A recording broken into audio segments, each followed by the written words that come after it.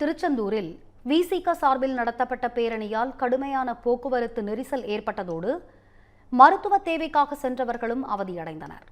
இந்நிலையில் பொதுமக்களுக்கு இடையூறு ஏற்படுத்திய விசிக மாவட்ட செயலாளர் உட்பட 102 பேர் மீது போலீசார் வழக்கு பதிவு செய்துள்ளனர். கூடுதல் தகவல்களை செய்தியாளர் சரவணன் வழங்க கேட்கலாம்.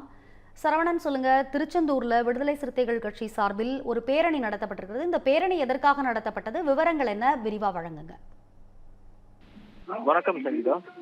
திருச்செந்தூரில் விடுதலை சிறுத்தைகள் கட்சியின் புதிதாக தேர்வு செய்யப்பட்ட நிர்வாகிகள் வாகனத்தின் மீது அமர்ந்து அனுமதியின்றி ஊர்வலமாக சென்று செய்த அந்த வம்பில் தற்பொழுது ஆம்புலன்ஸுக்கு வழிவிடாமல் போக்குவரத்து இடையூறு செய்ததாக மாவட்ட செயலாளர் உட்பட 102 பேர் மீது காவல்துறையினர் வழக்கு பதிவு செய்திருக்கிறார்கள். விடுதலை சிறுத்தை கட்சியில் கடந்த சில நாட்களுக்கு முன்பு புதிய நிர்வாகிகள் தேர்வு செய்யப்பட்டனர். அதன் அடிப்படையில் பல்வேறு தொகுதிகளை மாவட்டங்களாக பிரித்து பல பொறுப்பாளர்களை கட்சி தலைவர் திருமாவளவன் அறிவித்திருந்தார். இதில் தூத்துக்குடி மாவட்டம் திருச்செந்தூர் தொகுதியினை விடுதலை சிறுத்தைகள் கட்சியின் தனி மாவட்டமாக பிரித்து இளஞ்சிறுத்தை எழுச்சி பாசறை என்று அறிவிக்கப்பட்டிருந்தது. அதற்கு மாவட்ட செயலாளராக தூத்துக்குடியை சேர்ந்த விடுதலை செழியன் என்பவரை திருச்செந்தூர் மாவட்ட செயலாளராக அறிவித்திருந்தார்கள்.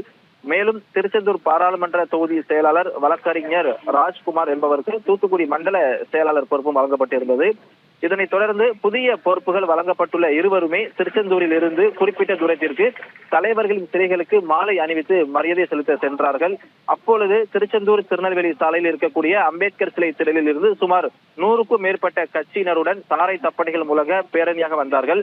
மேலும் 30க்கும் மேற்பட்ட ஆட்டோகளில் விசிக கட்சி கொடிகள் கட்டி பேரணியாக சென்றார்கள். தொடர்ந்து கட்சியின் பொறுப்பாளரின் மகேந்திரா சொகுசு வாகனத்தில் காரின் மேல் பக்கமும் மேற்கூரையிலும் பின்பக்கமும் ஏறிக்கொண்டு பொதுமக்களுக்கும் அங்க நிற்கக்கூடிய வாகன ஓட்டிகளுக்கும் கடுமையான ஒரு நெரிசலை ஏற்படுத்தி இருந்தார்கள். இதன் காரணமாக அந்த பகுதி முழுவதும் பல மணி நேரத்துக்கு ஒரு போக்குவரத்து நெரிசலானது ஏற்பட்டது. அது மட்டுமில்லாமல் அப்பொழுது அந்த வழியாக சென்ற 108 ஆம்புலன்ஸ் சேவை அந்த ஊர்திகளுக்கும் வழிவிடாமல் பொதுமக்களுக்கும் ஆம்புலன்ஸுக்கும் இடையூறு செய்ததாக தற்பொழுது திருச்செந்தூர் மாவட்டத்தில் புதிதாக தேர்ந்தெடுக்கப்பட்டிருக்கக்கூடிய விசிக நிர்வாகிகள் சுமார் 103 பேர் மீது போலீசார் வழக்கு பதிவு செய்திருக்கிறார்கள்.